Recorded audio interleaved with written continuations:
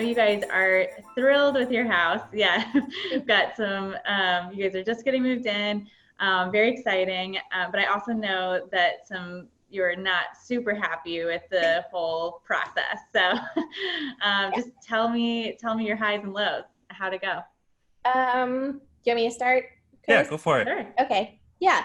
So I would say highs would probably be at the start of the process, realizing that we could afford a house, um, feeling like that was just unattainable, and then actually sitting down and talking to people in the mortgage industry that we know and talking to our realtor and like really kind of laying it out and figuring out that we could actually do it and it wasn't this impossible dream. That was like, wow, we can make this happen. Our realtor was great. She told us that we were kind of afraid to kind of start talking about our financial situation. It wasn't horrible, but we didn't think it was good enough to buy a house. And she was really good at getting us to open up and talk about that. She kind of helped us lower our guard and said that, she said, I've never seen anything that's so crazy that you would never be able to get a house. And she said, even if you're not in the right place that you want to be in, that she would help us get to a point where we could be there, which I think is a great thing for a realtor to do. Like, made us feel like this person's on our side. And, even if we can't get there right now, she's going to be with us through this process. So that was really great. Learning what the amount of house we could afford, which we didn't even really understand, and going through that process was eye-opening and also surprising. Like, we really thought we were going to need to have 20%. We're going to need to have a super high credit score.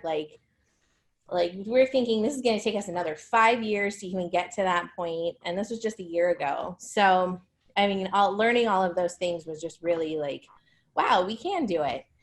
Amazing. Yeah.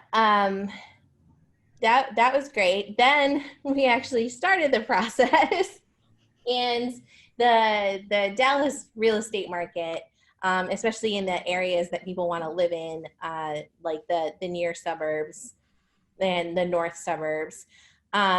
It's crazy. It's so fast. You put an offer on a house and there's a bunch of competing offers. We would look at a house in the morning that would go under contract by the afternoon.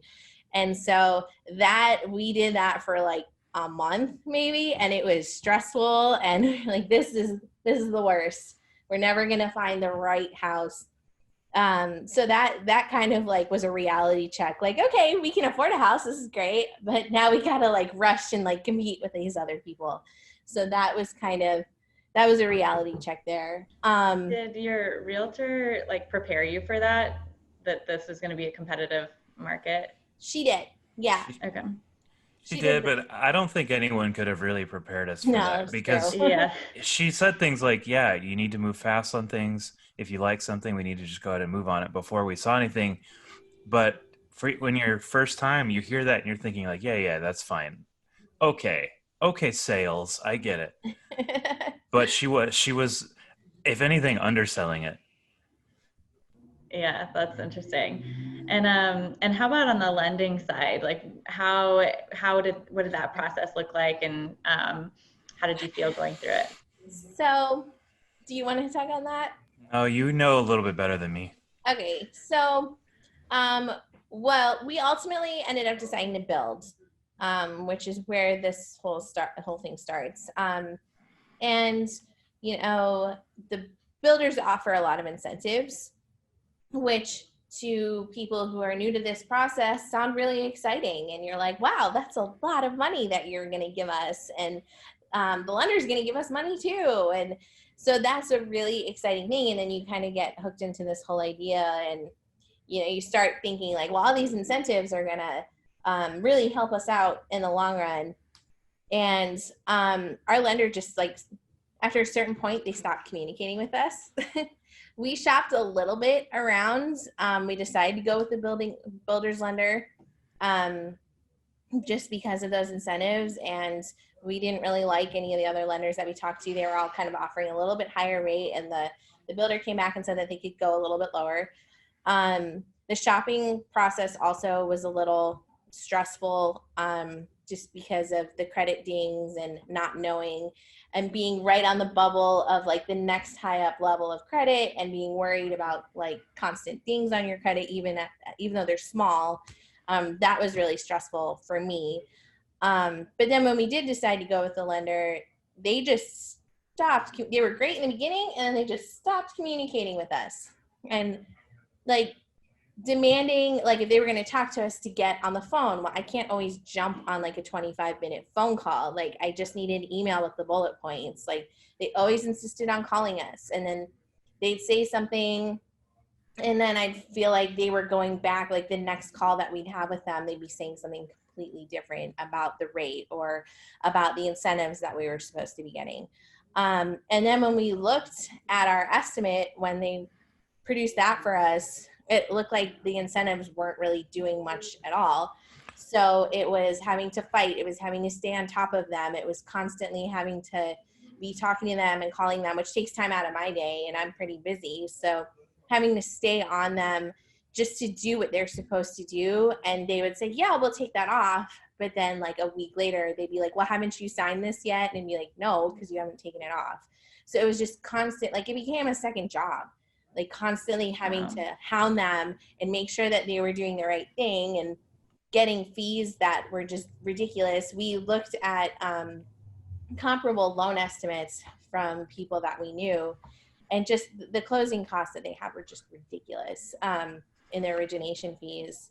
So it was just, and you figured that out by asking other people what like closing costs should look like? Yeah, so we have a pretty good network. Our realtor was great too in this process, talking to people in the mortgage industry that we weren't necessarily working with directly, just to get their idea. We talked to some other people that we knew in the real estate industry too.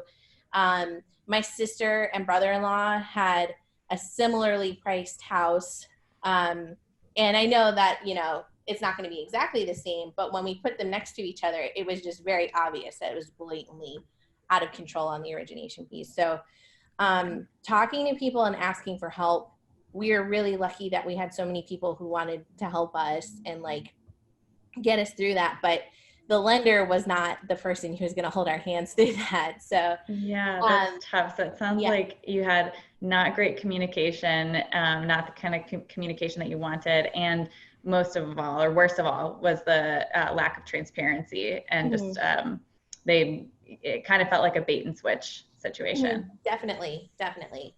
And For then sure. Nobody told us that lenders will sell the mortgage to somebody else as soon as you like pay your first one. So we found that out at closing. You're like, we didn't know that. I don't think many new first-time homebuyers know that that's a thing that happens. Yeah, I was actually devastated when that happened to me. I don't know why. I was really excited about the lender I had chosen, and then I got a statement from the lender that they sold to, and I was like, what? Like, I went through all this and you're not even, but you just don't know. So Yeah, well, for us, we were like, well, that's cool. Yeah, we didn't like them. So, but it was Yeah. a surprise. It was like, and we asked, like, is this something that happens often? And they said yes. And it was like, well, why didn't you know that? Yeah, but the person that told us was the notary at closing. Yeah. Wow. Because our closing, that he was the only one there. Like our realtor was late, and so he told us that, and we were like, "This is weird," but also okay. I guess that's fine since we don't like them. Yeah. So at closing, did you feel confident about at least what you were signing going into closing? For the most part, yes. For the most part. With building, there's just a few like different things that you have to sign off on that it was kind of like, I wish we had more time to better understand this, but for the most part, I felt good about that. It did kind of, I would say would be the one place where our realtor kind of dropped the ball. Like it was kind of like we were there, we signed our closing documents, and then it was like done. she was like, she showed up in the middle of it, and then it was kind of like, okay, you're good, and we're like, oh, okay. It was really like anticlimactic. Yeah. I mean, then we went over to the house and it was exciting and fun, but signing the documents was not the like fireworks moment that I thought it was going to be. Right. Yeah, like I cleared the whole afternoon. Yeah. And I didn't need to, like, it felt kind of stupid, but No, I totally get that. That's why, I mean, especially for first time home buyers, the closing moment is something you're like really building up for. So Yeah. you expect to be, really celebrating. Yeah. yeah, Well, that's a little weird. Yeah. So it One, sounds like the things that you would recommend, or like if you were telling, an industry ways that you would like to see things changed for consumers, would be the transparency and like trusted guidance throughout to really empower you with information and understanding, and then better communication. Is that accurate? Yeah. Anything else And you knowing add? that like I'm not going to answer a phone call in the middle of the afternoon, yeah. like things like our availability, that would have helped a lot. Like if they had sent us things in a timely manner and also, expected response and conversation when we were available to do that.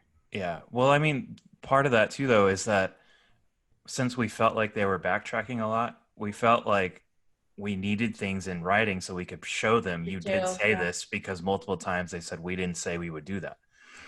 No one else we were talking to had any issue with putting things in writing for us. The builder, the title company, and as a matter of fact, the builder and the title company were two that were telling us, oh yeah, those fees are too high. Those are incorrect. That's not what they normally do. And so then you're going like, okay, well, what is the deal here? Like, if people that you work with on a regular basis are telling us this is wrong, why won't you just put it in writing for us and fix it? And so I would say, if those are the way things are going to go when you're working together, maybe just be on the same page with the people you're working with. Yeah. Because if they had said, no, that's normal, we would have just gotten over it, I guess. Even though we had seen things like from in-laws or my uncle that had said, like, that's not actually it. If the other part of the team, the title company and the builder, had said, that's how it goes, we would have been like, oh, well, that sucks, but okay.